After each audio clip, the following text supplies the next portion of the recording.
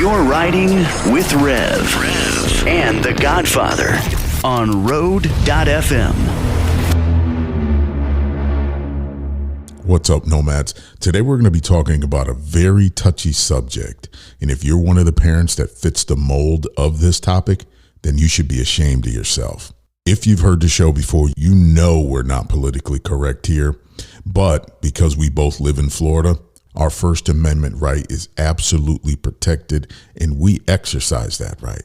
You know, our freedoms don't end where your feelings begin. And we're going to have the Godfather in here after we take this quick break.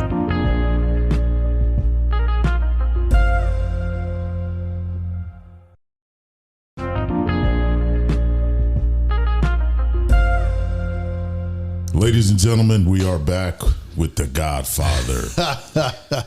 We're going to be talking about the emasculation of the American male. The wussification of America. Or the castration of the country. Well, there's some of them need to be castrated.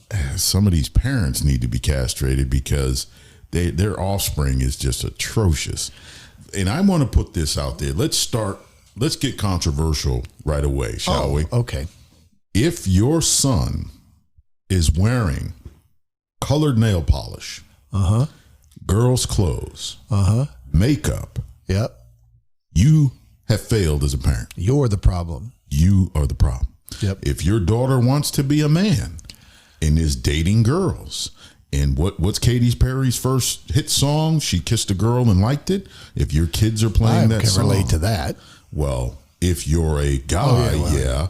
But this alphabet LBGT, I'm not part of this alphabet soup Liquor, movement. guns, bacon, and Trump, baby.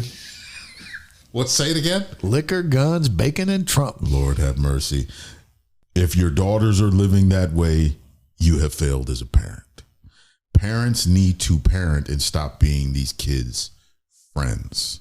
That's the bottom line. Well, I mean, a lot of it comes from, well, look, the main problem with what I call the wussification of the American male is that there's no dad at the house. Well, dad was traded for the welfare system back in the 70s. Well, but I mean, that's not just that. I mean, look, the brothers in the hood aren't being wussies. You know what I mean? And that's where the fatherless problem, is more prevalent. Okay. But what's happening is what I mean by, the father not being a force in the home, a spiritual force in the home. A leader. Right. Yep.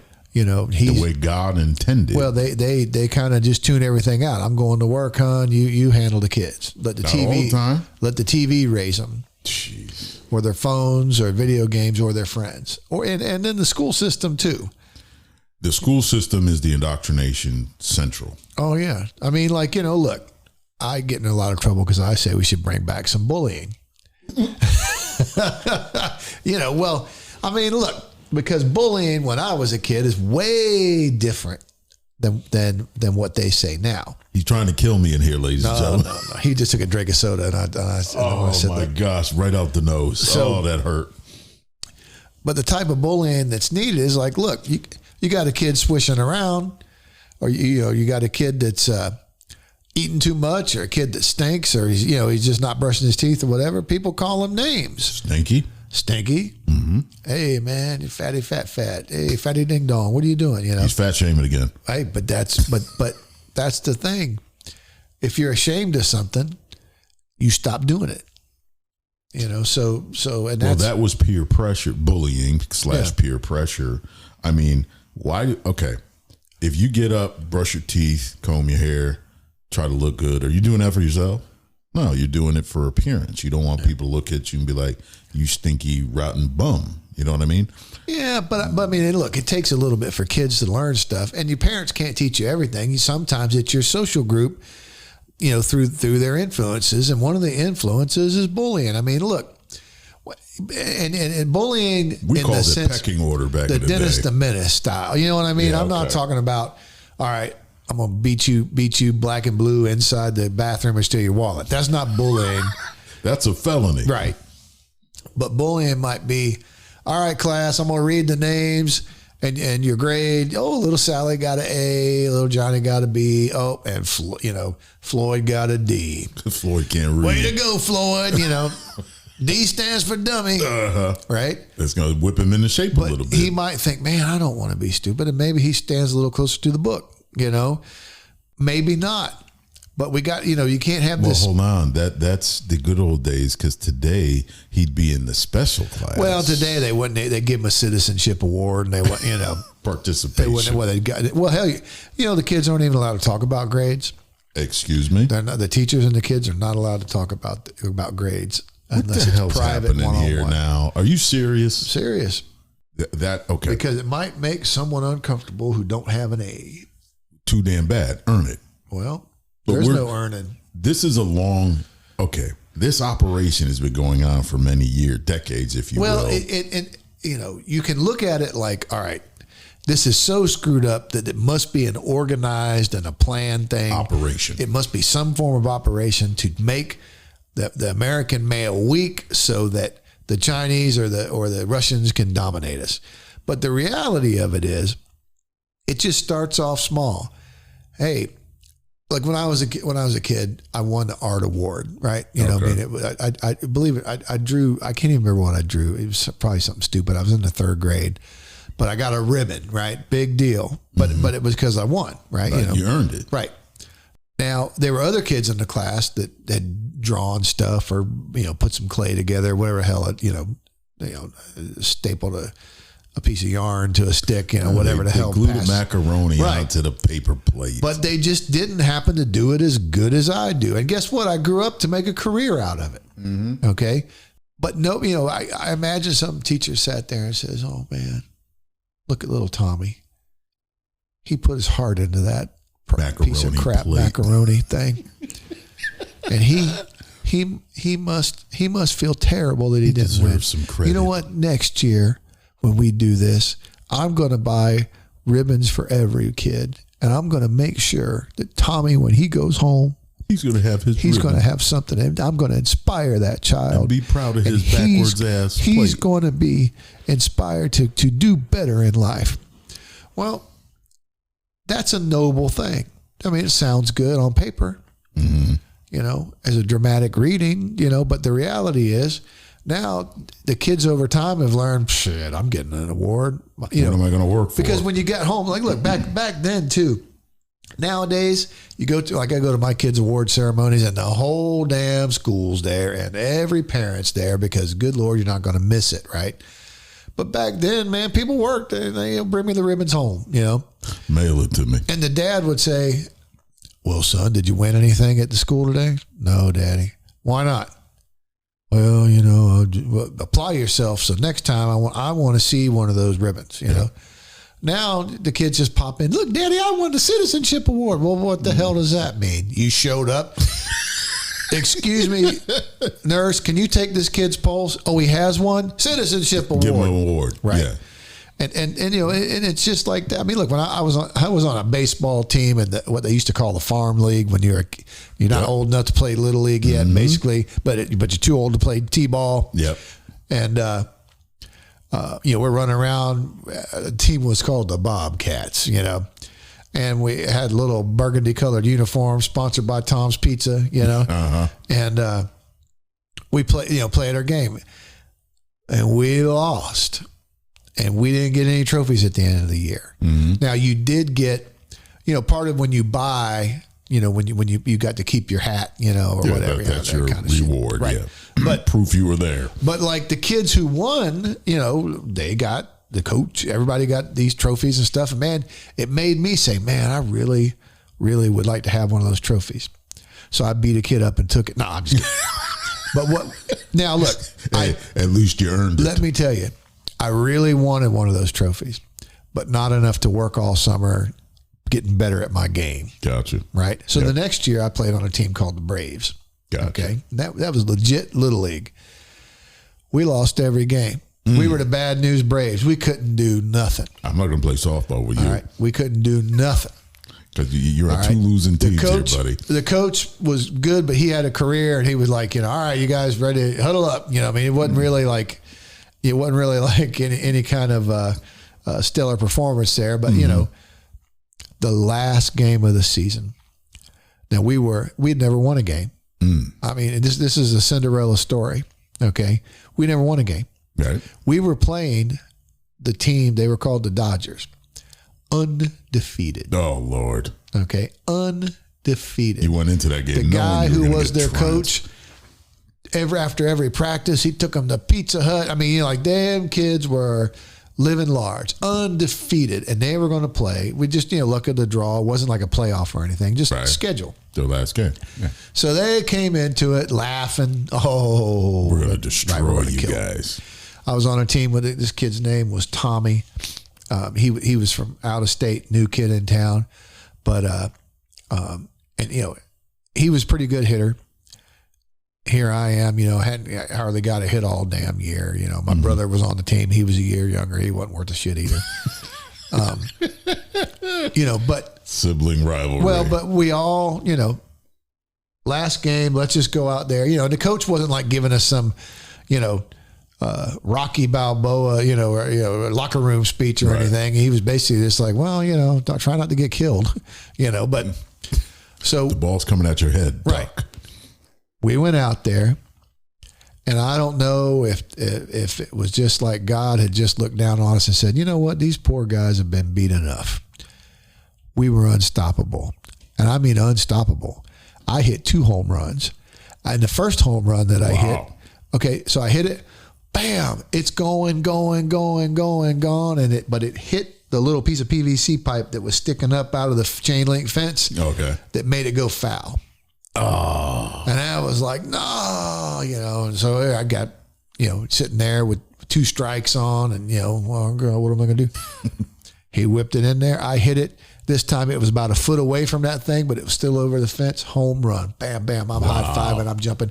Greatest feeling of my life. Up to then. Mm-hmm. I was still young. Yeah. I'm running around this thing, high five, and even my old coach got up. He was excited, like he woke out of his stupor. What you got? What? You hit a what? Everybody got on base. We were slaughtering them. I mean, just boom, boom. They couldn't do nothing to stop us. When we got up, just strikeout. We were killing them in their heads. Yeah, we were killing them. My buddy Tommy, he hit 2 home runs.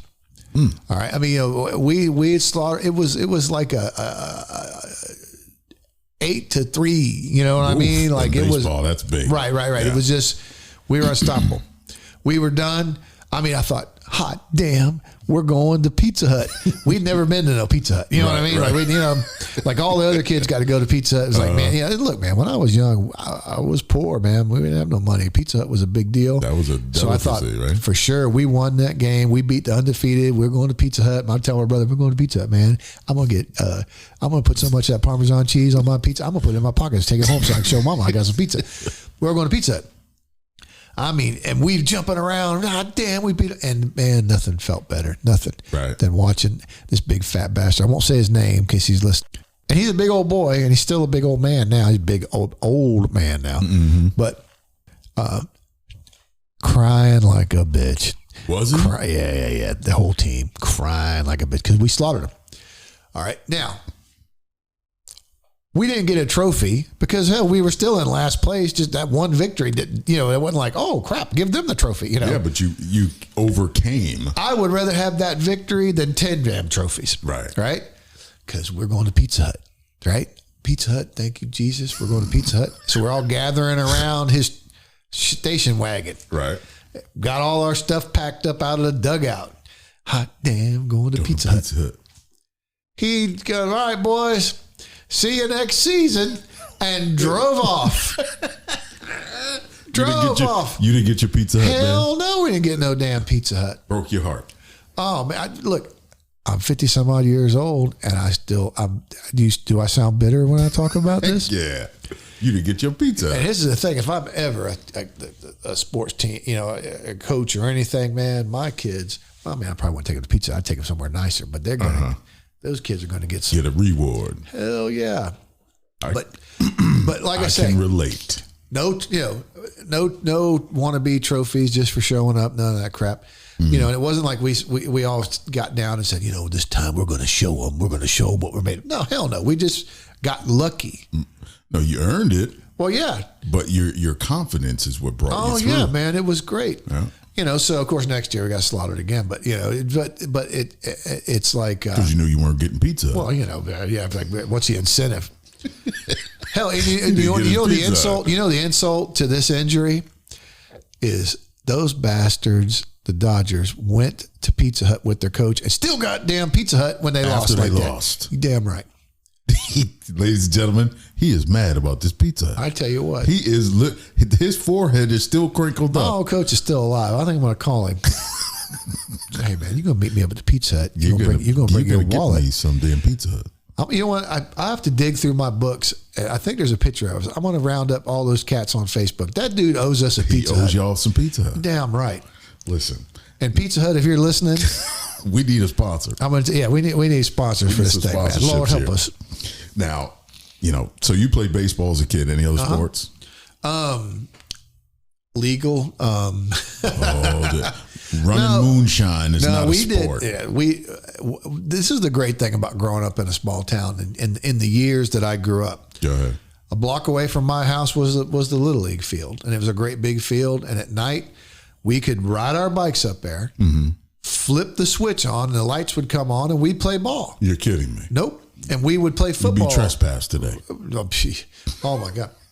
But the cops would drive by. Sometimes they'd sit out there and watch us. Because they know how the kids are just playing ball. Well, because they knew that it's not that we were up to no good. They knew, hey, at least they're doing something. Nobody's getting robbed in this neighborhood. Right. They're all out there. I mean, and look, I didn't grow up on the Beverly Hills side of town. I mean, I was in the poor side of town. I mean, what was the lowest of the low middle class? I mean, so. But I would walk out. Cheese? I know what government cheese looks like. No, I ate government cheese. Oh no! I know what it looks like. I know what it tastes like because my grandma would get that stuff, and we would come in that cardboard box. Yep, I know what it is. And it had that cellophane wrapped around it. Yep, cellophane. Yep. And we used to make white bread pizza. You know about that? I know exactly what it is. Get the white bread, put some sauce on there, slice that cheese, put it in the oven for about 7 minutes. Don't burn it. But you'd eat that on Monday. It wasn't coming out till Thursday. Oh yeah, somewhat still in there. I walked, but we would walk out of our house, go next door. The Baker kids lived next door, and good Lord, that poor woman. The old lady lived in a shoe, had so many kids, didn't know what to do. That was her. That was her. Lord have mercy. Yeah, I mean, her and her husband didn't even wash their underwear in the same water after all them kids because they knew that's how worried they were. That's how worried they were about having no. She was fertile. Yeah. So, but hell, you'd have 7 kids right there. Then we'd go down the street a little bit. Shoot, my dad was the oldest of 11. Yeah, that's what you did when you had a farm. Get Frankie, Walter, and so we and the thing is. By the time I got to the end of the street, which was where the ball field was, we had a true rainbow coalition because they talk about diversity now. We was as diverse as they could get. Now let's hold up for a second. Yeah. One of my favorite shows as a kid. And also girls on the teams too. There you go. But they knew they were girls. Well, yeah. I wasn't too sure about the one. Oh, geez. Was her name Nilda? No. I don't want to say it because she's probably still around. She used to probably still kick my ass. Oh, jeez. One of my favorite shows as a kid was Dukes Hazzard. Oh, hell yeah. I had the Matchbox car to General Lee. Yep. I had the Matchbox car, Roscoe's car. Yep. I even had the Matchbox car of Boss Hogg's Cadillac with the steer horns on. See, last show you talked about you had your little money, you went down, got yourself your Star Wars toys. Yep. Every Friday. Dude, I had my allowance. Dukes Hazzard lunchbox. No, you had the lunchbox with the thermos in it. Had it, yep. With the metal? Yep, that you could still taste the plastic when you drank your milk. Oh. I can still taste that plastic now. But see, I would go to the pharmacy down the street. It was called Village Square Pharmacy back in those days. And they had the Matchbox display case. And every week, I'd go get a new Matchbox. It was less than $1. Yeah. Sometimes I'd get 2, depending on how good my grades were, whatever. Yep. And that was my collection, right? Dukes of Hazzard.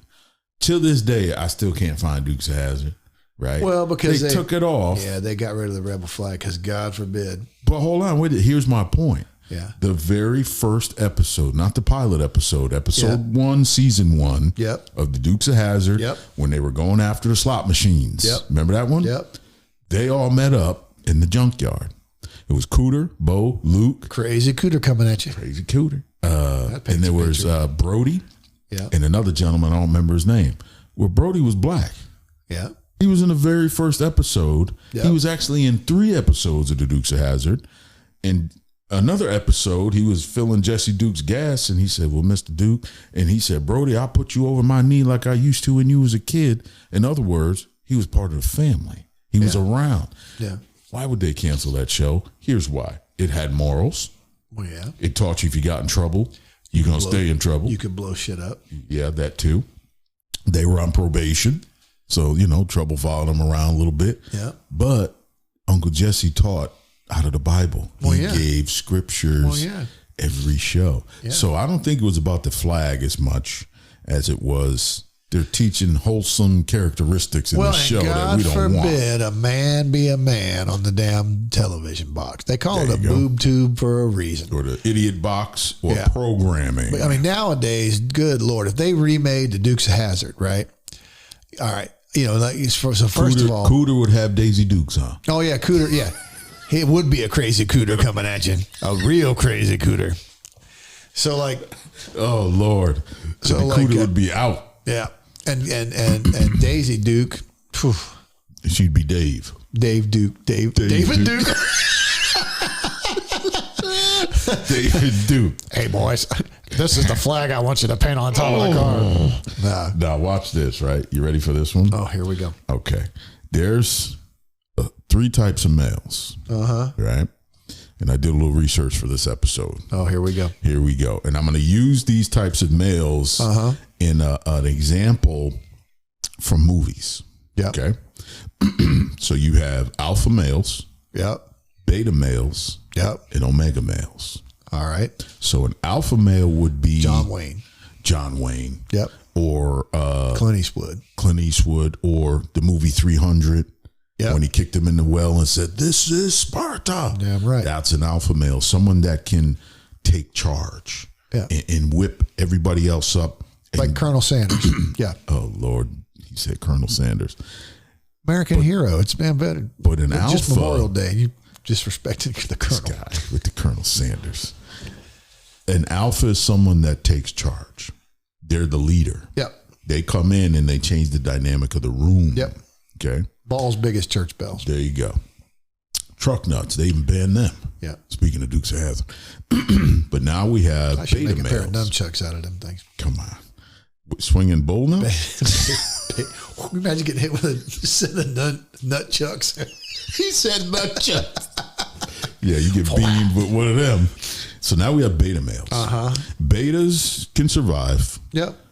under the direction of an alpha. Right. Okay. They're a little sensitive, but they can still be men and get things done. Yeah. Yes, Alphas yes, are, sir, boss. Whatever you that's say, it. boss. Right. Alphas are more hunter gatherers. Betas are more, well, they'll skin it. They'll gut it for you. Yeah. They're good at taking orders. Right. Hold that thing down while I bash its head. Yeah. But then, a beta would be someone like I don't know what movie would be a good beta. Give me an example. Well, like in Aliens, where you had the Space Marines and the one guy's like, man, they're coming out of the walls. Okay, Yeah, that a guy. fearful kind of guy. Right. Okay. But I mean, he's still suited up and was with them. Gotcha. So another type is the omega males.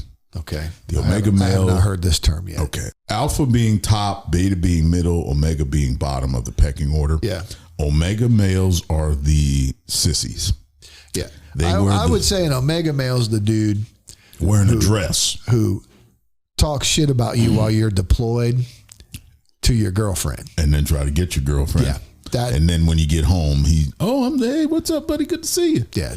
They call them Jodies in the military. They sure did call them Jodies. Yeah. Jodies back home. Huh? Yeah, Anyway, yeah. but an omega male today would be a drag queen, someone with the nail polish. Okay, I don't know if maybe there's a spectrum of masculinity, but what I see amongst young people is a lack of confidence. 100%, I think there are boys out there that could be made into good men, but no one's ever taught them to be confident. Because you talk to, there's some young guys you talk to, and it's one thing when the kid just thinks, man, I want to be cool around my friends, not around this old man. Mm-hmm. But you talk to some of these guys and they're just kind of talking to you. They're not looking you in the eye. They're kind of looking at their feet when they talk to you. And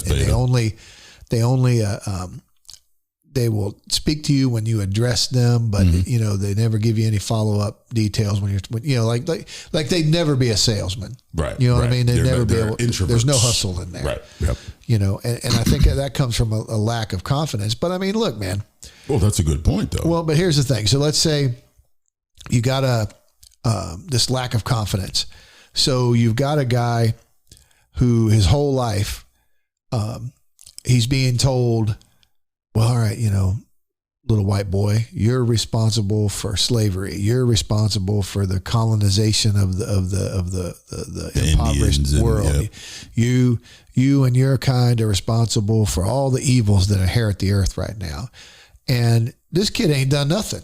You know what I mean? He likes Harry Potter, or he likes WWE. He's, like wrestling. He's never had a slave. Hell, his parents probably got here long after the slave trade was done. In other words, he's being made to feel bad for who he is. They're perpetuating as a race. Hey man, look at my coloring means I'm a bad person. And they instill this in this kid. So he's already a whipped dog. Mm-hmm.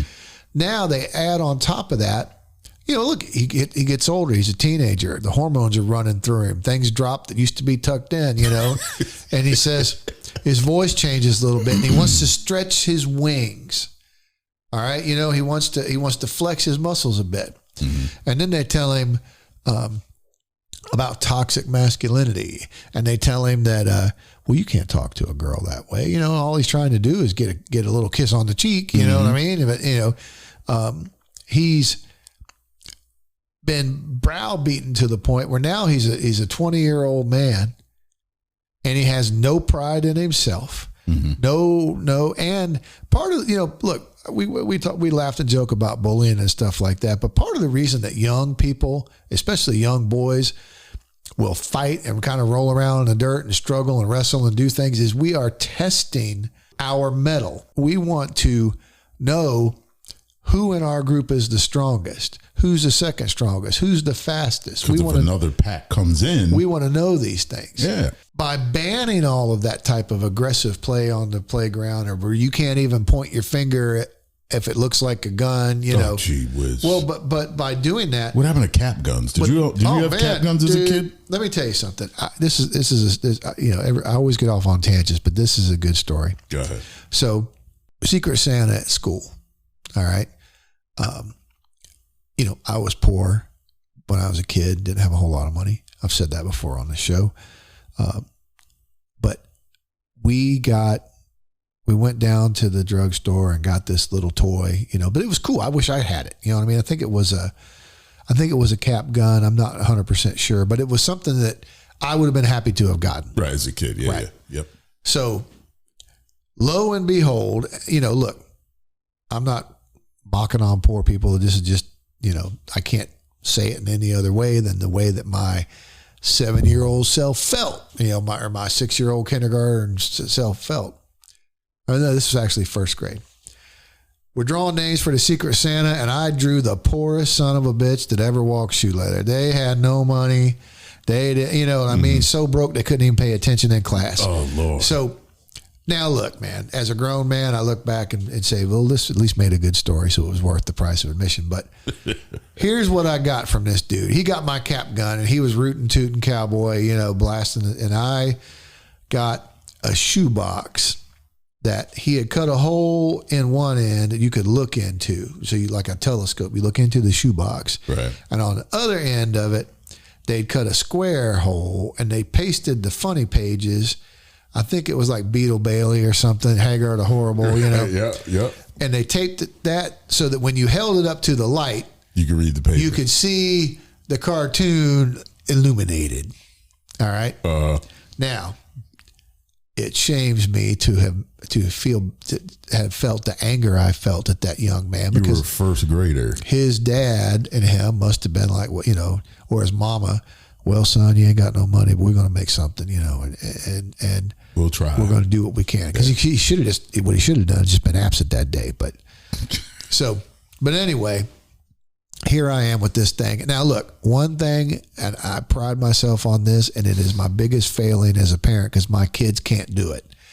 I acted like that was the greatest damn thing I'd ever got. Wow. Oh, wow. This is cool, man. Thank you, dude. Mm-hmm.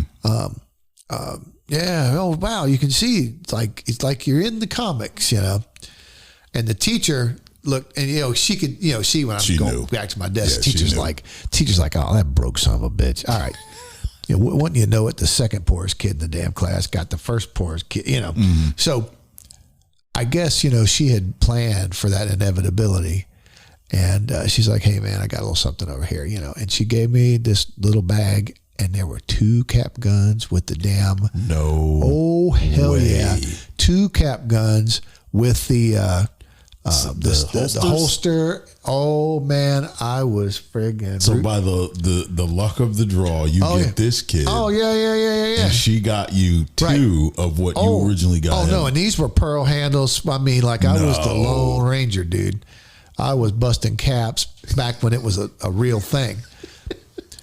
So, here's, was it the plastic caps or the paper cap roll? Oh, there was no plastic caps back then. Paper roll. Cap. Yeah. So you actually had the 6-shooter style. Yeah. The kind. Those are the kind good ones. That fills the air with the smell of gunpowder. Yeah, I had them. I had the paper ones. My son has them now. No way. Yep, I'll show them to you. That is cool. Yep. I remember those. Yep. And they didn't have no pansy ass orange knob on the end of it. Nope. Right. So I mean, and they were made out of metal. If I drew that thing on a cop, I was sure going to get blasted. But we knew not to do that. Right. You knew better. But see, our generation, we respected authority. Yeah. But cap guns, BB guns. I had the Red Ryder pump action. Yeah, I got one hanging in my garage right now. Come on. I do. No way. I swear to you. That is original cool. Red Ryder. That is cool, man. I mean, look, in my neck of the woods, if you was a Blue Jay, you stayed the hell away from Osceola Street. Listen. Because, boy, I was popping them. My parents had acres, like 5 acres behind the house. It was crazy. And I was out there with that BB gun. Yep. Right. And my dad was a sniper in the military. He did 2 tours of Vietnam. He was special forces. Yeah. For the Americans, right? Yeah. Okay. Of course. Do I look American? I think so. So I was out there, and my dad used to teach me how to shoot and all this, and aim higher to go further and whatnot. Yeah. Especially that BB gun. You almost had to arc that had Red a Ryder. drop like no tomorrow, and you might get a left curve out of one of them BBs if you didn't have enough oil in the barrel. Oh yeah. I remember this bird, and I was looking at this bird, pull trigger. That bird, it sounded like a smack. Yeah. Pow. And it fell out the tree backwards. Did your dad make you clean him? Hold on, wait a minute. It came down backwards, and it just fluttered to the ground. It was dead. And I felt horrible. Cold-blooded. My dad went, oh, you hit it. Go get it. I was like, no, it's going to get up. He's like, that's not getting up. I was a little kid. Yeah. Went over there. We're having wings tonight, son. And it was a quail. That's the word. It was a quail. It was a quail. So hit that bird, back of the head. The BB, it was in the beak of the mouth. When I turned that bird over and looked, and the eyes are open, and the BB was stuck. Yeah. Perfect from the back of the head. Oh, yeah. Into its beak, and the BB didn't come out. And my dad was like, that was a heck of a shot. And he said, you never poach. You always eat what you kill. We cooked that bird on the grill. He showed me how to clean it, pulled feathers off, gutted it out, and we barbecued this little bird, which I felt horrible eating it, but he said I learned about hunter-gatherers and fishing. Well, you had your dad there. I had my dad there. Right. If I didn't have my dad, I had my uncles. Take my son fishing. Yeah. And I'll tell you what, the coolest thing I did that I wish that I'd have done when I was a kid, So I blew up a bunch of balloons and taped them in the backyard, and he got his little behind with my Red Ryder, and he was out there busting them, man. See? Pow, you know. You taught him something, though. Yep. Taught him how to aim. Oh, yeah. Trigger control. How to stand there, how to gun shoot control. and he knows, hitting where you and aim. that's the thing, man. Like, you know, he knows not to touch a damn thing of mine if I'm not there. Right. You know what I mean? Like I could leave whatever the hell I wanted to leave. You know what I mean? I would never do this, but if I wanted to leave my shotgun laying on the couch, he ain't touching it. damn right. I know he wouldn't. That's a good thing. And he's a bad little bastard sometimes. Don't say that. Don't say that. But I know that's one thing he wouldn't do. You know, I taught my children, all my kids, and I'm teaching my grandkids the same thing.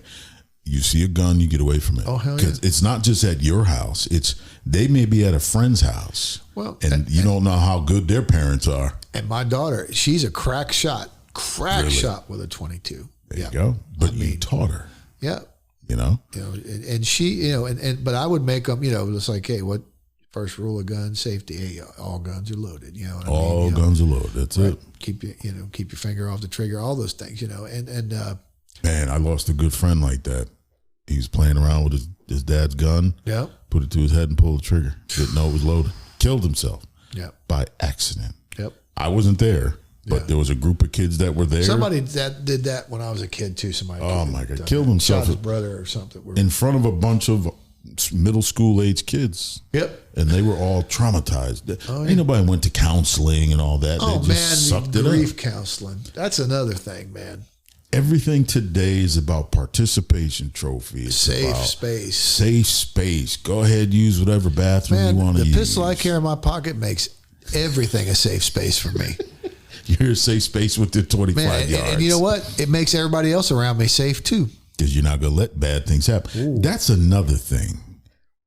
I don't see how a kid can have their phone in their hand and record a dude beating up a young girl. Like, I see these videos on YouTube. It's like, yeah. wait a minute. How come you weren't beating that dude's ass too? Somebody need to jump on him. Well, But that doesn't happen. They all stand around with their phones to get their likes and their numbers up. they want to make sure. You know, they all think they're Edward R. Murrow or something. They're going to get in there and film it. Yeah, But they do it, and this girl's getting her head kicked in by a boy. I mean, look, I was in high school in the 80s. It wasn't like the 1880s, you know. But dude, if there was a guy, and I mean any guy, beating up a girl, he would have got his ass whooped like he wouldn't believe. By 2 or 3 people. Oh, and then he would get it whooped again by the principal, and then when his daddy got there. Yep. You know, I mean, it just didn't happen. Now, I mean, it happens all the damn time. And it's sad, but you know, when I was in high school, I played football. I had my sports. I played hockey, ice hockey. I was a winger. I was fast on the skates, and I played football. I raced NBL BMX bikes. I raced a cyclocraft. Damn. Number 2 in the state. I raced in Connecticut. The tracks were Bristol, Silver City, Maryland, Bethel, South Windsor, and Trumbull Track was the home track. It was run by the Tartaglia family. For those that are listening, I know Big G's listening, so he'll laugh at this, but I raced BMX bikes. Then I raced dirt bikes at Milford's Riders Club. I had a KX 65 and a KX 80. Then I went to the KX 100 after that, and that was my last year. The only bike race I was ever in was getting my ass home before the sun went down. I was when racing that sun. When them street lights came on, you got home. I was racing that sun. In high school, Yep. it's not always the kids that are bullies. Some teachers just get out of control. I had this one teacher. I'm not going to name his name because he's still alive.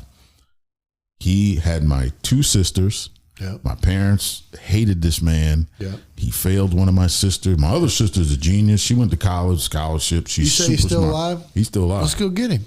It ain't worth it. Playing football, I was 6'1", probably 205 pounds. Yeah. I was just an aggressive, quiet individual. I would say I was an alpha, but I was quiet. I was an introvert. I didn't want to be bothered. Just leave me alone. Which brings up, there is one more male type that I want to get to before we leave. But The trans testicles? no trans testicles, no chesticles, and none of that crap. But this one teacher, he was a bully. There was a handicapped kid in the class who was in a wheelchair. Yeah. You don't pick on kids like that. I don't care who you are. Yeah. He picked on this kid. He rolled him out into the hallway. Like, did weird stuff. This teacher was an idiot. Lo and behold, there was a kid in the class. He was a freshman, 9th grade. And he would just stare at this teacher. I don't think the kid said 2 words all year to this teacher. Yeah. He would just stare at him. And he was a big kid. He wasn't an athlete. He was just a big, burly country kid. Yeah. So this teacher was just an idiot, right? Turns out this teacher decided to start picking on this quiet kid who would just stare at him. And a couple of us played football that were in the class, and we just kind of stick to ourselves. Well, this teacher started getting on this kid. What are you, retarded? You can't talk? Back when you could say retarded. Yeah, you can't say that now. So we were like, hey, man, just kind of leave him alone. And teacher was like, you guys need to mind your business and this and that. And he was going at this kid. The kid stood up and cracked this teacher right in the nose. Ooh. In front of all of us. Yeah. We were like, the quiet kid just flipped out. When he cracked this teacher, the kid snapped. We couldn't get him off. There was about 4 of us pulling this kid off. Damn. He was hitting the teacher's head into the floor. Damn. He had an axe to grind with this teacher. We finally got to the bottom, we got him off finally. Yeah. Teacher's bleeding. They're calling for the nurse. They didn't have intercoms back Called then. ambulance. So teacher gets down to the nurse, whatever. We found out what really happened. The teacher had done things to his older sister years prior and didn't get arrested. Oh, hell. The parents didn't do it. Back then, you didn't call the cops. It wasn't on YouTube and all this crap.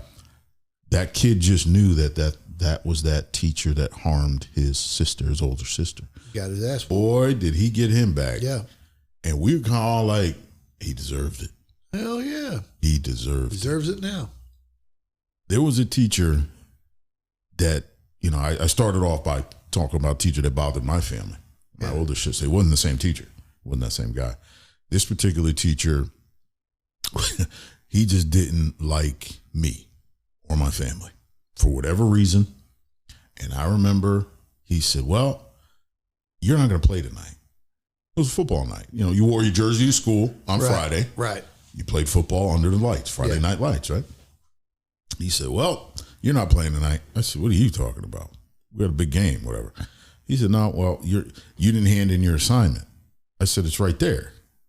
My name's on it. What are you talking about? He ripped up my assignment. Oh, man. Right in front of me and in front of the whole class. Oh. And I was like, that's it. I didn't punch him. Now you're going to die. I slapped him. Oh. When I say I slapped, you ever cuff your hand and hit somebody in their ear? Oh, yeah, yeah. I gave him Sounds one of like those. a thunderclap. Bing! His ear must have been ringing. Oh, yeah, still His ringing. eyes crossed. Yep. And I just remember like, oh, great. I'm really not playing now. I won't be playing next week either. I think I'm done for the year. I might be playing the longest yard. And he got up off that desk and he took a shot at me. He swung at me. I'm not going to say my training, what I've been through, what my dad taught me, but that was the slowest punch I've ever seen coming. Yeah. It was very easy to get out the way. Yeah. And then it was on and popping. The high school I went to, people just fought teachers for some reason. It was crazy. But that was all out, like he got his butt kicked that day. My mom had to come to the school. They had the truancy officers, but they didn't arrest you for stuff like that back then. Right. Like there was no issues. My mom came to the school. She was like, what is going on? The teacher's over there, his ears bleeding and whatnot. She was like, oh, it's you. You remember my daughters that you picked on mercilessly. They would come home and cry. And my mother said, you finally ran into the right one. Yeah. And the teacher, he was so apologetic. I didn't even get in trouble. Nice. Didn't get in trouble. The principal understood. And, everyone's at high tension. You shouldn't have told him he wasn't playing in the game and whatnot. We ended up winning the game that night. Well, hell yeah. Because I was all fired up. Hell yeah. But I say all this crap about, childhood because. No, Colonel Sanders, you're wrong. My mama said. Something wrong with your medulla oblongata. But I say this because we're just regular people here, folks. Right. But we're talking about things that affect today. You can't do half the things we did back then. Today, you go to prison instantly. Well, and like you were talking about before, these kids are filming these girls get slapped around instead of helping them. Yeah, you don't. But that's my thing. Oh, but let boys go in girls' bathrooms. They're creating a genderless society. Oh, man. If I was in high school and it was like, no, wait a minute. All I got to do to get in the girls' locker room is say I'm a girl?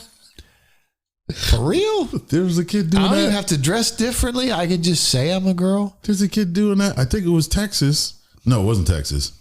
Oklahoma. Oklahoma. He played on the girls' field hockey team. And he was in the girls' locker room banging girls. Hell yeah. Boys don't play field hockey. Nope. He said he was a trans testicle. They can't fight it. And he was in the girls' locker room banging girls. Oh, shit. I'll tell you something. So, high school, you got to go in and take a shower. Right? Yeah, after gym class or swimming. So, you go take a shower. We used to run in there and take a quick-ass shower to get out because we would throw the Frisbee while we were waiting for everybody to get out. Gotcha. So, I'm throwing the Frisbee and my buddy Dave's got it. We're throwing it back and forth. Well, he threw it and it went up on the roof. Not the roof of the gym, but those little walkways that are covered, so if it's raining, you can still get from class to class. The breezeway kind of breezeway. Yeah. So I shimmy up there to get it. I'm walking over, I bend down to pick it up, and I hear screaming because the girl's shower is right there. And you're on the roof. I'm on the roof, and look. Remember Porky's? Listen, folks, had I thought, I would have taken a little peek to make it worth the ass whooping I got. But I didn't think about it. I was just grabbing that Frisbee to get down. It didn't cross my mind to look down there. That the windows I could have seen right. And when I heard the screaming, you realized what it was. Yep.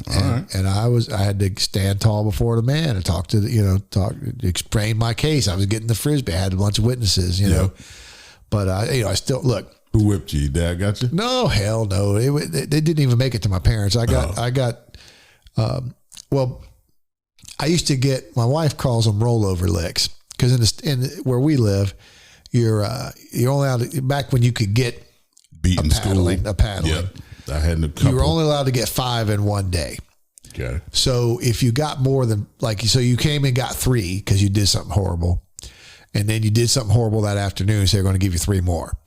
Well, you had to come in the next morning and get the 6th one because he can only give you 5 in one day. Right. Imagine these teachers today spanking kids. So I had to report. They'd steal their car. I'd have to get off the bus, report to the office for my 1 lick. So now I'm starting 4 down. You know what I mean? So, but yeah. So I went in and got my licks, Right. I mean, and the thing was, they believed me, but they still had to do something because, they're going to be fielding calls all day. My little Priscilla said that some man saw her. Woo, So saw her milk and cookies. Yeah, some boy, some pervert, But now, if all I had to do was say, "Hey, coach, I feel kind of womanly today. Can I go in the girls' locker room?" I guess you can, sir, ma'am. I guess you can. That's today. But for the parents that their kids are straight, imagine your daughter coming home going, "Dad, this 6'8" kid was showering in the girls' locker room today with a schlong out." Nope. That's a big problem. Nope. But my kids will be leaving that school instantly. Yeah. We had a shower. Thank God my kids are at a good school. That kind of bullshit would never go down. Good. Thank goodness. Never go down. Good to know. But they're not in the regular public school system, Well, Biden wants to start pulling funding from different types of schools. He doesn't want parent choice anymore. Well, of course, that's what commies do. Commies want to take all choice away. Yeah. Here, you're going to go here. But that's part and parcel for what we're talking about, because if you emasculate the males I mean, look, the men were always the ones that kicked their asses that needed to be kicked. That's how it worked. And if you make them all where they're indifferent to that type of thing, well, then when you look, when they hire the dudes who are going to come take your guns away, there won't be no beta males in that crew. Nope. Sure enough, won't. It'll be some straight up operators, Tier ones, baby. Right. So Tier ones. So when that's the whole point of everything they're doing. I mean, good Lord, watch a television show. I can't. Everything that comes out of California. I mean, like superheroes. When I was a young boy, Batman was my superhero. You know what I mean? Like, there was Batman, Superman, The Flash, all those guys, right? The Incredible Hulk. Hulk. But I was more of a DC person than a Marvel person back then. Gotcha. So the fact that you know the difference tells me you're authentic. So you got Batman. All right. Now it's a very simple story. He's a young kid. He watches his parents get gunned down in an act of senseless violence. Mm-hmm.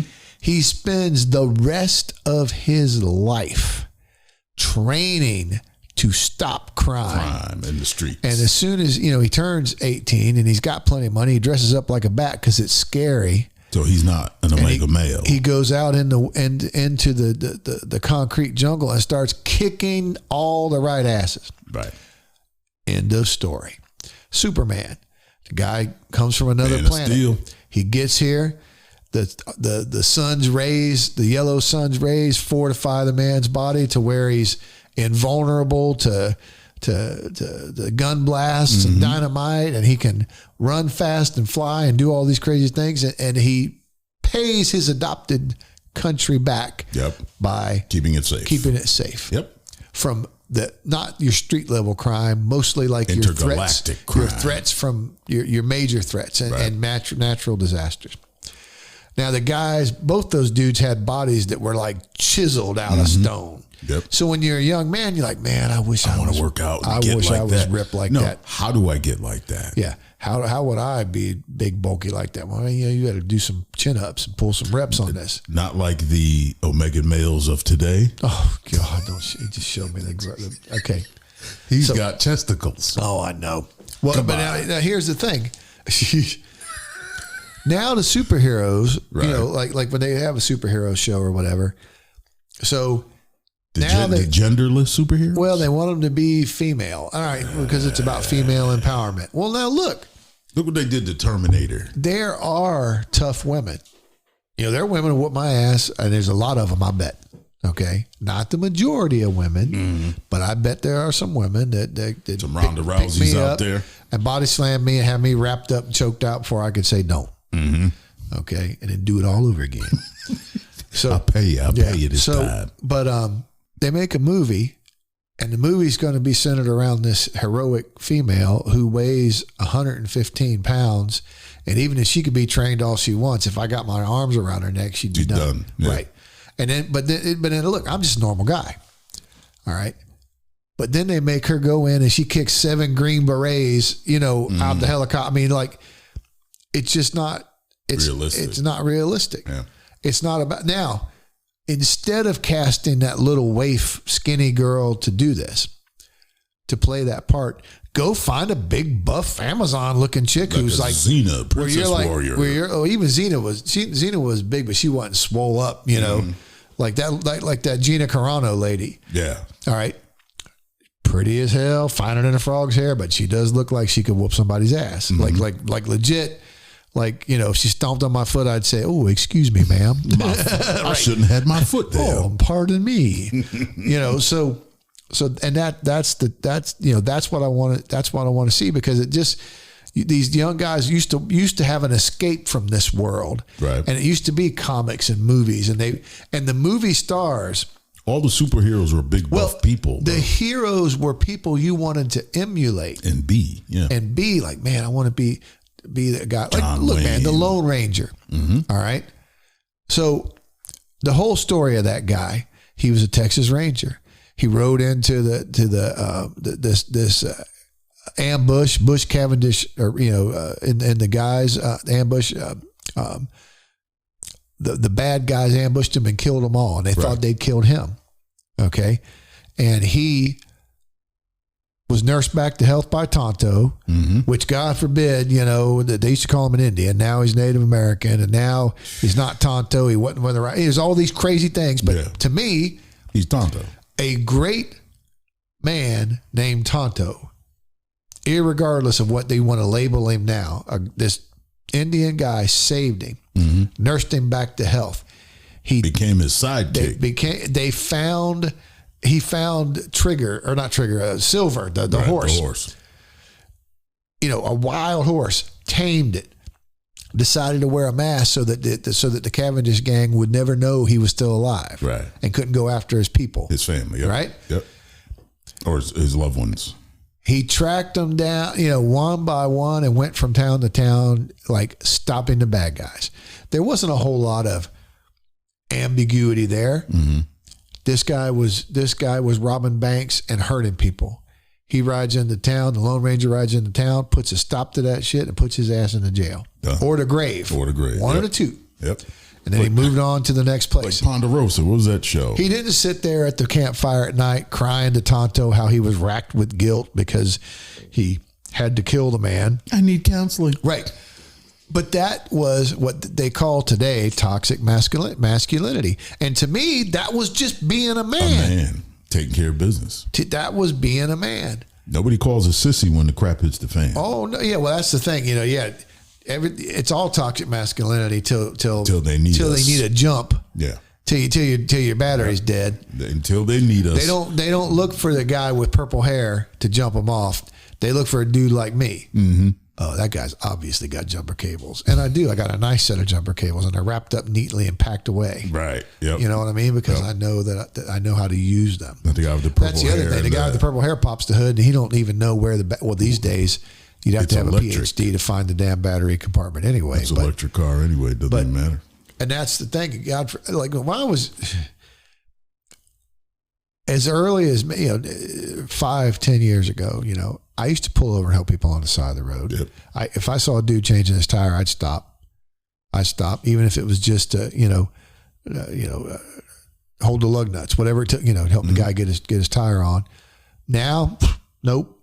Because they'll sue you for you messed up my car. Oh, could be anything. Yeah. Could be anything. Now people are killing you. Oh, thanks for the lift, pal. Boom. I'll take your car. But what's sad about it is, though, most of the time I'd stop and usually a young man or a guy, middle-aged guy changing his tire would be like, nah, buddy, I got it, but I appreciate you stopping. Right. All right, man, sure you don't need a ride or anything? Yeah, I got you. Good. Where now you see the guy on the side of the road, he's on his phone because he's got a flat tire because he don't know how to change it. He wouldn't have the car has a spare. He wouldn't have a clue. No. Wouldn't have a clue. Nope. I used to have a hot rod car. We'd break that sumbase down every weekend. I'd race the shit out of it on Friday and Saturday night and Sunday. We'd be under a literal shade tree with that motor jacked up, hanging with the from a chain around the branch. Yep. And we would be busting it down. Yep. Now shit. People don't even know what a motor mount is. Nope. They don't know. I'd break one every Friday night. So yeah, I mean it was different times. It's just different. I mean, but like I say, I wasn't Charles friggin' Bronson. I just a normal kid in a small town USA. But a lot of my friends were that way. But you had a male influence in your life to tell you to be a man. Well, no, let me back that up a bit. Dad hauled ass when I was 7, 8 maybe. Okay. All right. I didn't really see much of him till I was graduating high school. But what were your male influences? My grandfather. Okay. My grandfather and I had uncles. Yep. Okay. So my uncles were the ones, that would do the mechanic and, that kind of thing. But you were around it. Well, yeah. I mean, and so. Did you have any uncles that painted his nails and wore dresses? No. Heck no. Can't say no. If we did, he'd have got his ass tuned up pretty quick by my other uncles. Other uncles and his dad. Yeah. But that's what I'm trying to get at. The influences are different today. Okay? Well, but it all goes to the culture. You turn on any television show and everybody's a big wuss. I mean, and the only, even country music. All right. Mm-hmm. When I was a kid, country music used to be about beer drinking, hell raising, and you was lonesome, right? You know, get yourself a woman. Right. So, but mostly beer drinking and hell raising. And the women were singing about broken hearts. They were singing about stand by your man. Mm-hmm. They were singing about, this, like keeping the house together, right? Okay. Now you listen to, so then country music changed. Then it was all about the women were beer drinking and raising hell, right? They were on the road, they were getting vengeance. There was all kinds of shit going down. And the men, they're the ones crying the blues. Oh, I'm giving up drinking. I'm stopping my ways. Right. So now country music is just a bunch of young wieners, I am so sick of this T-Mobile commercial, watching this idiot mosey on into the store. Did you see that one yet? And he's got pink TV all over. Oh, it's on YouTube. It drives me nuts. But so when I was a kid, the country, let's pick any country music artist. Hell, Hank Williams Jr. Okay. There ain't nothing faggy about that dude. He used to have that song "Man of Steel." He'd sing "A Country Boy Can't Survive." I can skin a buck and run a trout line in a country. That dude. Thank God I'm a country boy. Well, but the thing was, he wasn't just singing about it. He fell off a damn mountain, had his whole face ripped off, and had to sew it back on him. That's why he wears that big hat and them glasses. Oh Lord! But he's still writing hit songs. Right. So, another one, George Strait. That guy's straight, in his name. Straight country, he's super straight. He couldn't be Twisted Sister. Randy Travis. He's what the hell's the one sings he can't. He stopped loving her today. No clue, but hell, I can't remember his damn name. Poor old bastard. But here's the thing: he had his demons. He drank too much, did some drugs, raised all kinds of hell. They called him the Possum, George Jones, and he. But he was a damn man. Now you look at these guys.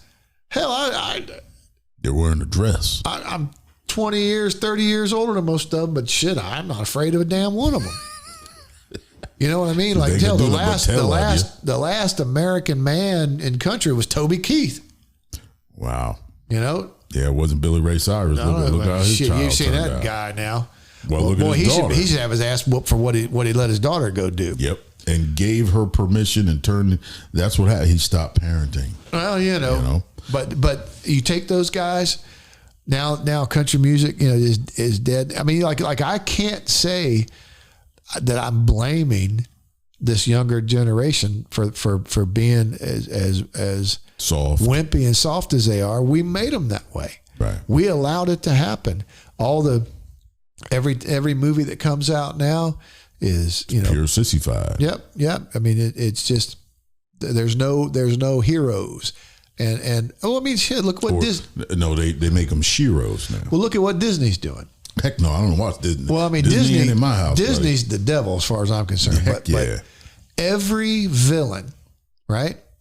They're going back and retro. Like they just made a movie about Cruella de Vil. There ain't a whole lot of nuance there when you're a kid.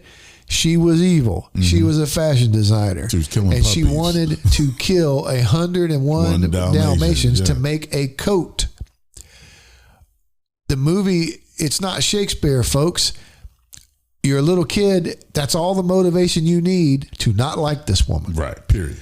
And to cheer when the dogs get away. Mm-hmm.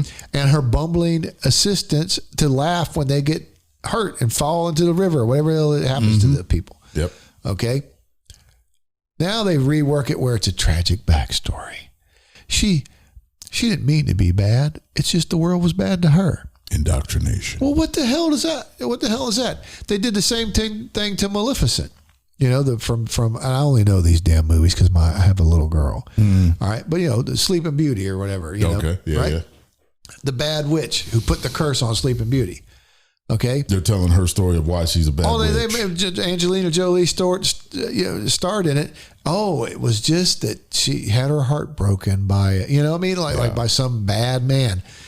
And you sit there and you say, can't bad people just be bad. Then why they gotta have a story? Good people just be good and make it about the moral of the story. They don't want morals, though. Well, no, they want you to. They want you to believe this whole false narrative, and then when the kids do it, we sit here and make fun of them. Well, look at this whole Me Too movement. That was to cancel out men, period. Well, yeah, I mean, good God. So imagine go back in time and think of yourself in 1985. You're a young man. I think of myself, a young man. I played the guitar. I was like, man, I want to be in a band. I want to be like David Lee Roth. Mm-hmm. Why? Because, like Eddie Van Halen. Chicks. Right. It wasn't like, I just want to share my music with the world. No, I had heard that there's a thing called groupies, that they didn't wear a whole lot of stuff. And they threw underwear on the stage. And I was even getting a little bit of play around town because I could play the guitar and sing a little bit. Uh-huh. And I thought to myself, man, if I can get a kiss on the cheek because I know this song and can play it at the high school, imagine what would happen if I was in the stadium, Yeah. So throw underwear on the stage. Right. So now, a guy like David Lee Roth, a guy like the guys from Led Zeppelin and all these bands, mm-hmm. and the Rolling Stones. I just couldn't imagine it. The height of fame. You got number one albums. You got tons of money. You're flying all over the world, and then you're on stage, singing all these songs, acting provocatively, sexually, and the girls in the front row are going, "Boy, I sure hope he doesn't try to get with me tonight." That's just, that's chauvinistic. You better not look at me. So then, you spy a girl and you're like, man, she looks like, hotter than a $2 pistol. And so you tell the security guard, hey, make sure she gets a backstage pass. Well, look at White Snake and what's her name? Oh, yeah. Tawny Kitaen. God rest her soul. Oh, she passed away? She did. Oh, I didn't know that. Yeah. So, but now the girl goes backstage and something happens, whatever. That's why you be famous. You know what I mean? Knew what was going on back then. That's why you be famous. That's why you wanted to be famous. Like even the famous sports guys. The money is there, but there's love of the game, mm-hmm.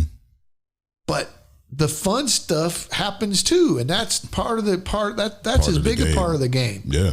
So to be an actor, a Brad Pitt or what the hell that George Clooney or whatever the hell the girls are fawning over. Mm-hmm. All right, you get paid to pretend. You're pretending you get paid to play. To be a scientist, or you're pretending to be a gladiator, or whatever the hell it is you're pretending to be. Lie. So they bring you in, and here's your costume, and it's a big buff costume, and they already paid a trainer, and they pumped you full of human growth hormones, mm-hmm. so you look like a doctor's chart when you take your shirt off. Yep. And then they put you in these sexy clothes. You're like buffed out, and then you're in a movie where you're you're the hero. At least it used to be. Mm-hmm. And now now they're the shiro. Right. Now some girl is like sprung like a broken clock, mm-hmm. because holy crap, look who's sitting at your table, girl. That's Brad Pitt, or that's George Clooney, or that's Rock Hudson, whoever the hell, right?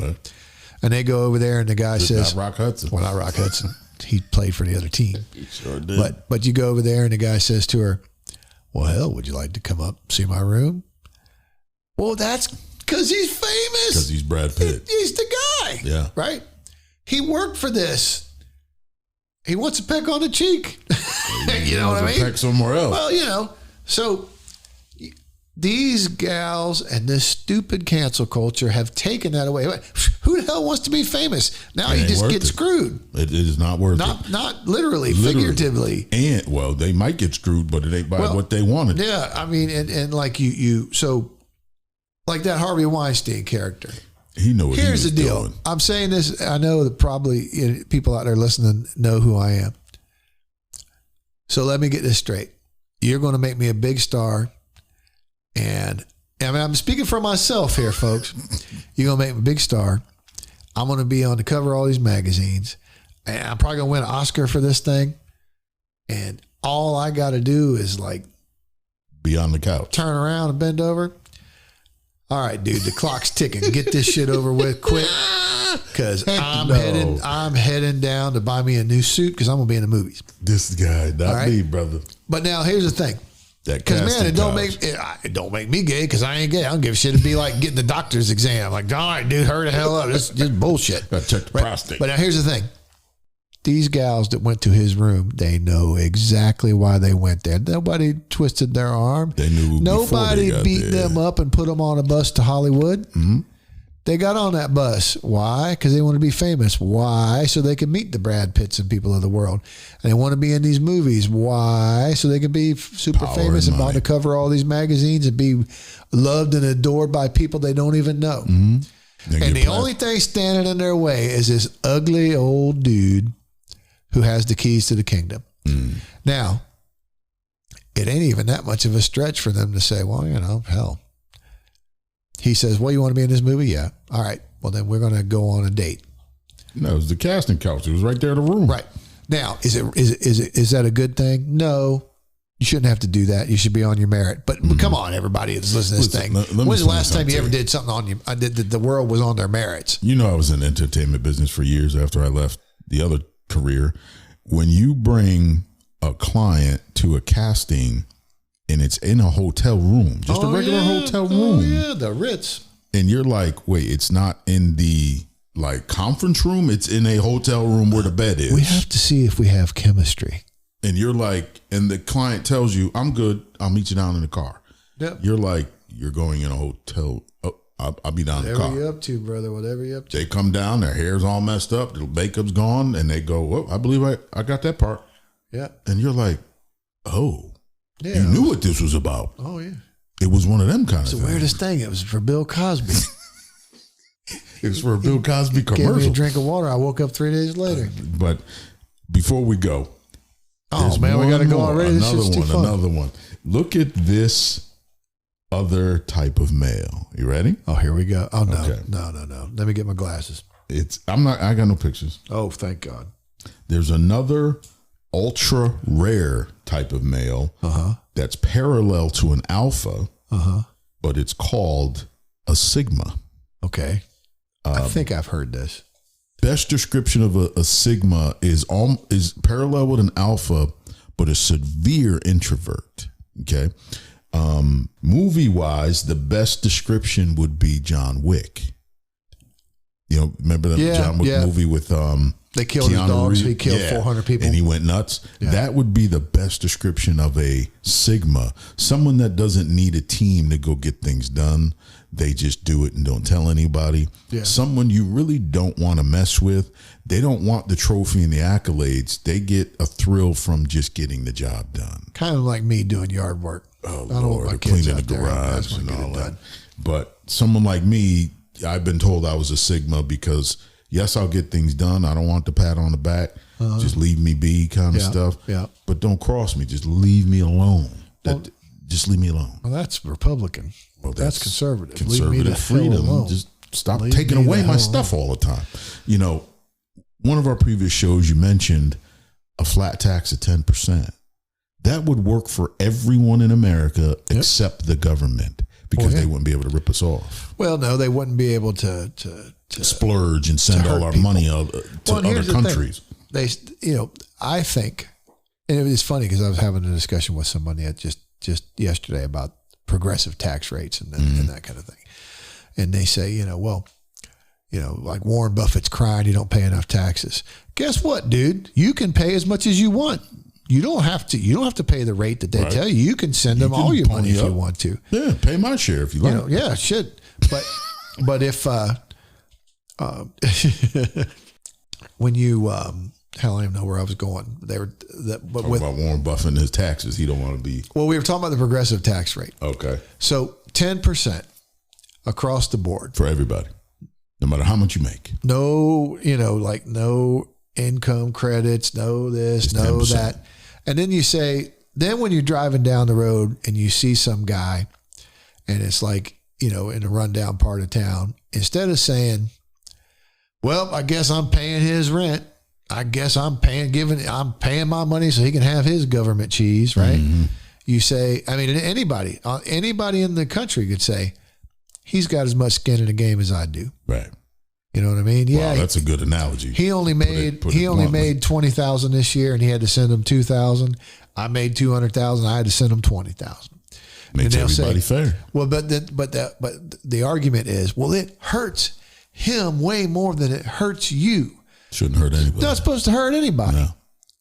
Okay. We're all Americans here. Now, here's the thing. I can guarantee you that the cat that made the 20,000 uses more government services than I do at 200,000. Exactly. Well, I'm not saying I make 200,000, folks. I'm using it because it was easy math. But you know what I mean? Like, Right. I always, as much as I despise Mitt Romney, one thing during the campaign when he got in all kinds of trouble because people only pay 47% of people don't pay taxes, so they don't care. But at that particular year, he paid $38 million in income tax. $38 million. That's a lot of money. Right. Okay. So the 47% of the people that he talked about that weren't paying income tax, it wasn't the 1%. It was the bottom 47% don't pay anything. Mm-hmm. Those are the people who are getting welfare. The people who are getting these things, right? So now, for easy math, let's say there's 300 million people in the United States, and almost half of them aren't paying anything. So that's 150 million people Without paying a penny. One guy, even though he's an asshole, Mitt Romney, paid $38 million. He paid more himself as one man than the bottom 47% of the people in the country. Okay, so they paid nothing. Yep. They paid nothing. But use services. But use all kinds of services. So how can it be said he didn't pay his fair share? Right. How can that even be said? Like that Jeff Bezos guy. What happens is we create a tax code that because we, okay, it's progressive. Well, now, all right, I've got to pay 60% of my money or 40% of my money. I'm going to find a ton of ways to hide all this. Tax shelters. Right. Well, not just tax shelters, but I got deductions. Oh, and I got to do mileage. I got to do, all this crazy stuff. If it was just a flat 10% no matter what. Then what do you think Bezos made? $40 billion this year? Probably more than that. Well, guess what? He'd be sending to the government instead of zero. Did you know he paid zero last year? In the year before that as well. Zero. Nothing. So I'm sitting here looking at you, and we both paid more money than that rich bastard Jeff did. Bezos. Isn't that just kicking the butt? How is it the thing? Now, I don't want him to go in and confiscate all his damn money. Mm-hmm. And when I say, and I don't even care about his fair share. I just want it to be something. Oh, he paid zero. And I actually researched, it's funny you brought him up. I researched him on his taxes and how he pays zero. You want to know? Government tax code, if you own a business, Yep. and you own real estate, not in that business name, Yep. you pay $0 in tax. When you hear, and this is the rich people, the Democrats and Republicans at the top. When you hear Bernie Sanders complaining, oh, the millionaires and the billionaires. He's a millionaire. He's a millionaire. He stopped using the word millionaire when he became one. Oh, the billionaires are screwing us all. Trillionaires. They're screwing us all. Yeah. Just make it. There is a flat tax proposal out there, and it makes sense. Hell, the fair tax makes sense. 10% across the board. But pay these, where. Then when you see a guy on the street working at McDonald's and he's making $19,000 a year and he had to pay $1,900 of it to the government, then we're all in it together. We truly are all in it together. Right. Nobody feels like they're getting screwed. Yep.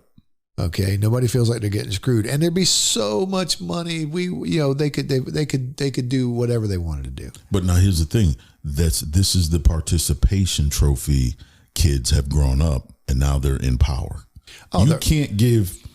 Okay, my kids couldn't stand me. By the time we're in our 80s, we'll be sewing that green or something. They'll come up. Yeah. Look, I don't even think I'll be around by then, but my kids couldn't stand me when I was their coach as a kid, right? Yep. Because the league tells us you got to give participation trophies to all the kids. Yeah. I'm like, wait, so, if it was football, we had a coach, his mother switched her son to my team because this one coach would have her son do all the work, run 99 yards, get down to the 1 yard line, run out of bounds, so his idiot kid can get a 1 yard touchdown. His son had the most touchdowns on the team, but the kid doing all the work Right. He made him run out of bounds. They all think that they're going to get that college scholarship. Please, that kid weighs like 400 pounds. Now, he can't get out of his own way. But my point being, my kids, the league said give all the kids participation trophies. Oh, God. So my kids would get their little participation trophy, and they did their share. And some other kids would chase butterflies out of bounds. They didn't know what the hell they were doing.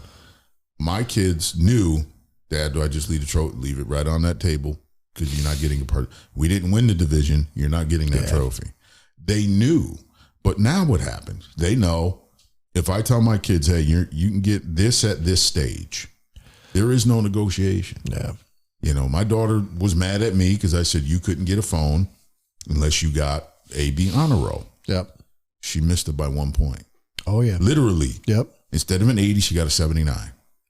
And she looked at me and she already knew, like, he's not going to bend because I'm not. Oh, no. She already has a phone. She just wanted to upgrade, I should say. So I'm not that much of a tyrant, folks. Let's get that clear. She has a phone. I just didn't want it. I would have gave her the upgrade to the newer phone if she got A/B honor roll. Well, I could tell you one better. So my little man, my little 6-year-old in the first grade, struggling with some grades. And her sister is valedictorian. She's never had a B, ever. You're kidding me. Never. Straight A's from the time she started school to she going into 9th grade. God bless her. Okay. Wow. I mean, like a legend at the school. When I go in there, they congratulate me. Like you know, I'm like, look, ladies, I do good work. So, but here's the thing about my son. He was struggling a little bit. Right. And it wasn't because he's not smart. He's a very intelligent young man. He's just farting around at school instead of doing his work. He's a boy. Right. So So you can't have a kid sitting at a said, desk for 6 hours. like, and one thing he did, he'll go in the men's room and turn the lights off while the other kids are sitting on the toilet. And it's dark as a coal mine in there. You know, the kid is like, Did he so, I leave mean, you know, it's does not he leave good. it off? Yeah. And then the teacher got to man. turn it back on. The kids That's are trying. Yeah. hilarious. So we got to know home about that. But anyway, That's hilarious. so I tell him, look, son, you pull these grades up to where you got A's and B's, and I'll buy. He wanted a Nerf bazooka. Okay, they make such a thing. It shoots like a football-sized projectile. You know, made of that spongy Nerf crap. Who's he shooting with that? Oh, he's shooting me with it. But he wanted a thing. So I told him, I said, you get A's and B's, buddy, you'll get it. So he's like, you know, now he's all optimistic. What if I get straight A's? I said, I tell you what, son, because he loves St. Augustine. Okay. You know, he loves going to the beach and that stuff. I said, I'll tell you what, son, you get straight A's. I'll let you pick where we go on vacation this year. Wow. He said Hawaii. He didn't blink. He didn't take I mean, it was a millisecond, Hawaii. I said, Hawaii? How the hell do you know about Hawaii? You know, he wants to go to Hawaii. Okay. So like now, hell, I'm a man. I promised him, right? But I'm like, son, you Is know. he getting these? Ooh, well, you know, the school year's over, right? Oh, Lord. So this story. So like, here's what he was creeping up there, man. He got A's and B's. He did You it. know, in that second that third 9 weeks, A's Right. and B's. Holy shit! This You were kid, nervous. He's going to do it.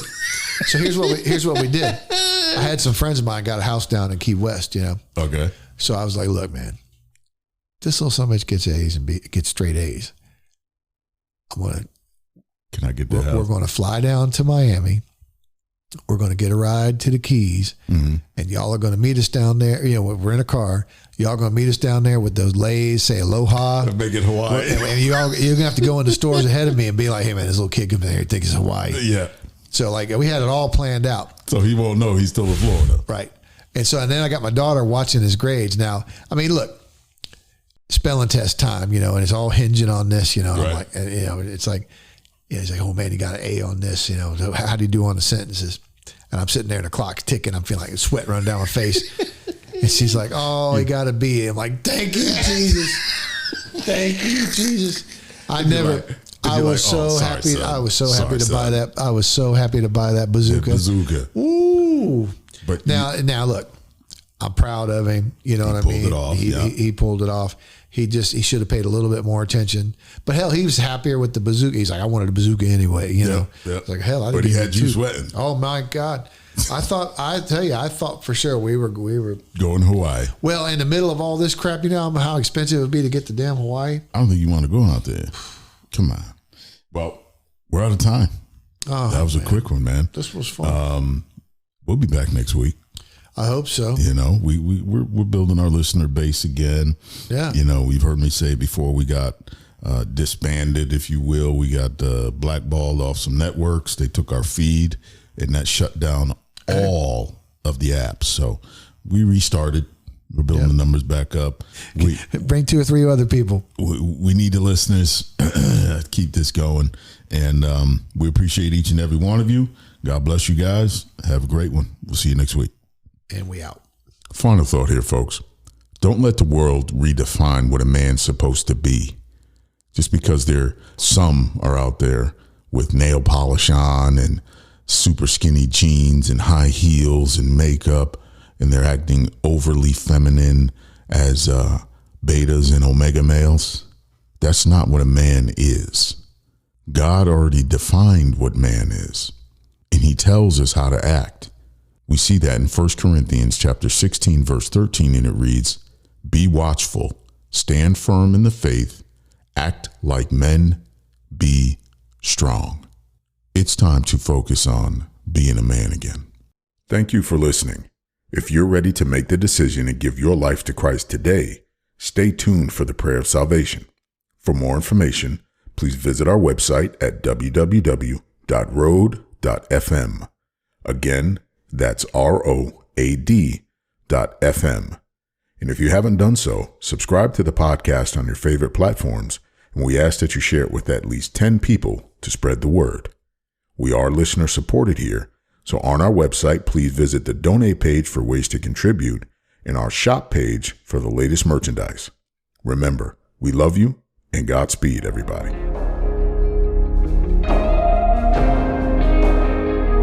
Repeat after me. Jesus, I confess you as my Lord and Savior. Come into my heart and forgive me for all my sins. Cleanse me with your precious blood and write my name in the Lamb's Book of Life.